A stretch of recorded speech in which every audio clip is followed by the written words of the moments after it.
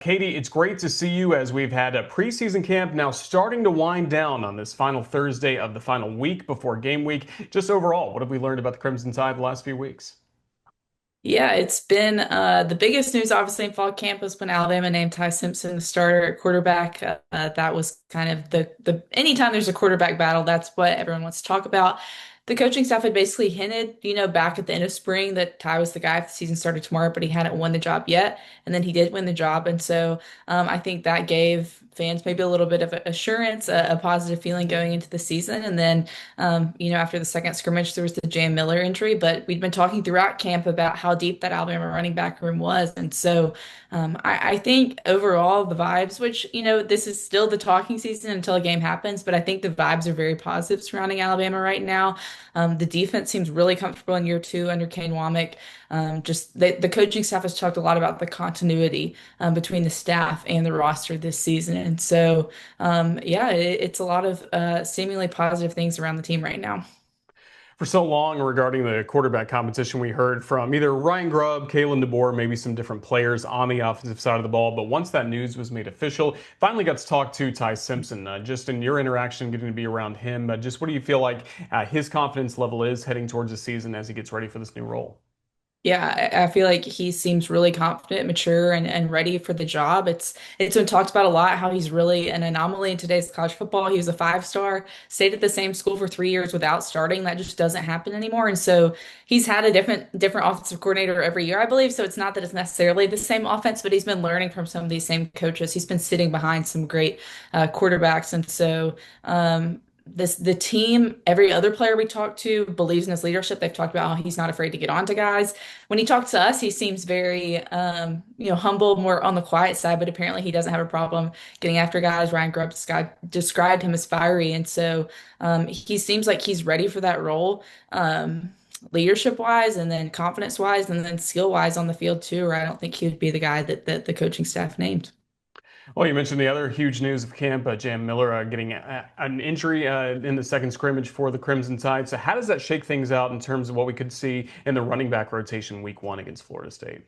Yeah, I mean, he's the guy that obviously he's the one that had the most experience within the Crimson Tide running back room, but also that the coaching staff was talking about the most so far throughout fall camp. But it's a deep room. It had six scholarship running backs. We tried to ask Ryan Grubb kind of how are you going to handle that? And, he gives kind of a typical, we're going to play who's best or who's ready or all that kind of stuff. But you have Richard Young behind him. You have Daniel Hill behind him. You brought in the transfer Dre Washington from Louisiana. And then there's two younger guys in Kevin Riley and AK Deer. And so I think it's going to be more Richard Young, Daniel Hill week one against Florida State. But injuries are never good, obviously, but the timing of kind of when it happened and maybe Alabama hasn't released a time frame, but kind of looking at what the injury is, it seems like it's kind of likely that he could be back by the Georgia game with the way the schedule breaks down with you got Florida State, Louisiana Monroe, Wisconsin, and then the bye week.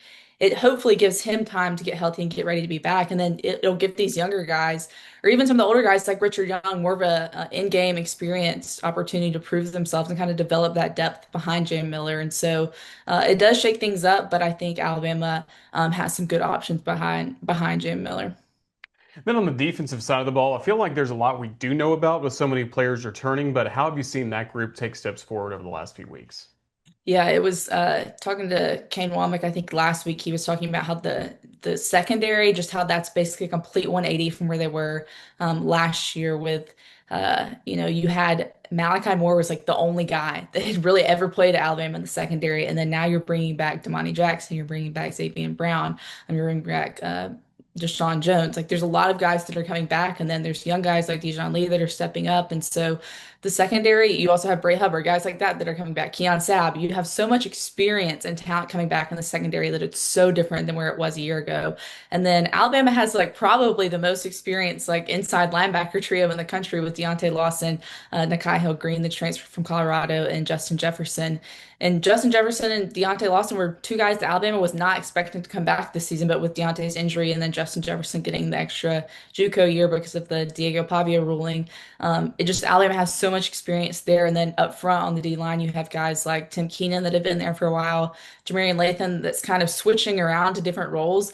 And then you have Quay Rusall, James Smith. There's just a lot of experience on that defense. And so, and like I said earlier, they have the continuity with the coaching staff that they seem to be in a good place. And a big focus for them this offseason has been sacks and actually finishing around the quarterback because last season, Alabama, if you look at their sack numbers last year compared to basically any other year before that, which obviously those were under Saban, it was just way down. And so a lot of those guys have lofty goals. LT Overton has said over and over again that he wants to get double-digit sacks, which is obviously not easy to do, but he's not shying away from that goal. And when you look at Alabama's championship teams, they often had elite pass rushers up front. And so I think that's kind of a focus for this team. And so, yeah, the defense, I think, is in a good spot.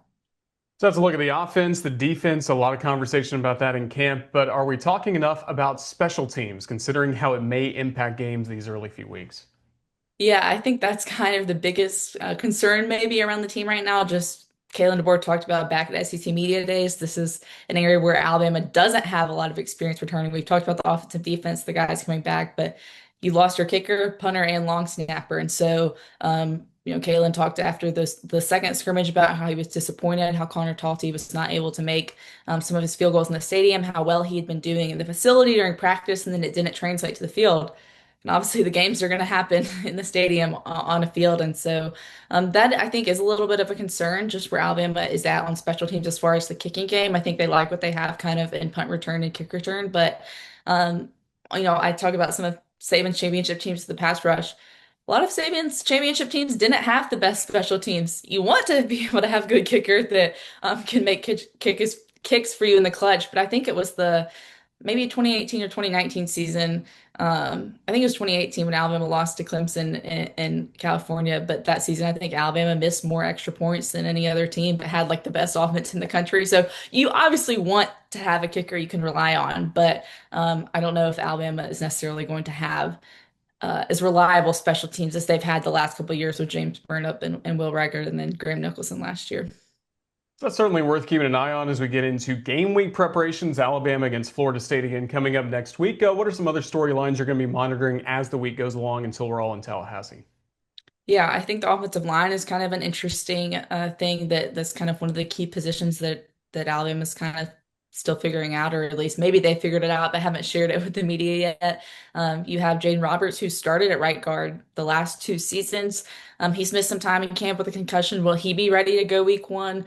Will it be Gino Vandermark filling in for him there? The thing about Alabama's offensive line is they have guys they feel like can move around a lot with Gino Vandermark, Cam Dewberry, the transfer from Texas A&M, Olas, Allen, I believe he's a redshirt sophomore. So they have guys they feel like they can move around if Jaden Roberts isn't ready to go. But will he be ready to go? Or even if he is, has he lost his starting job? And so, because Alabama obviously has a ton of talent at the skill positions, the wide receiver room is really deep. You're obviously bringing back Ryan Williams, one of the top players in the country. You have the running back depth like we talked about earlier, but you have to have those guys up front to protect them. And so will the offensive line be ready to go? Who will be the starting five offensive line? It'll be interesting next week in Tallahassee when they roll out for warm-ups, kind of seeing what the five guys are out there, which that doesn't always translate over the game, but most of the time it does. Kind of who's available out there in warm-ups is normally who's going to start. So that's definitely going to be something I'm going to be watching next week. It's going to be a fun week getting ready for Alabama against Florida State. Katie Windham, thank you for your coverage of the Crimson Tide. We look forward to following your work throughout the season on Bama Central. Hope you'll join us again on the Crimson Tide Sports Network. Thank you. Yeah, of course. Thanks for having me on.